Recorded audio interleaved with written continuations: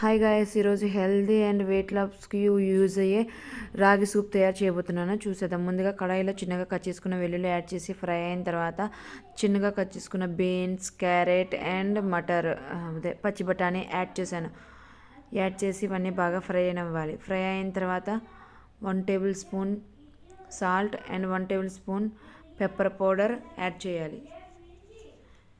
Add చేసి బాగా fry అయిన తర్వాత తగినన్ని వాటర్ యాడ్ చేసుకోవాలి.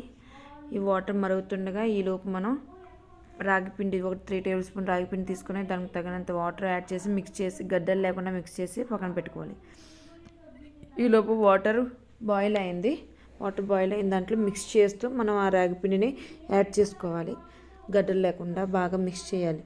ఇక్కడ సూప్ కన్సిస్టెన్సీ వచ్చింది అనగానే లాస్ట్లో పైనుంచి కొత్తిమీర అండ్ లెమన్ యాడ్ చేసుకొని స్టవ్ ఆఫ్ చేసుకొని సర్వ్ చేసుకోవడమే.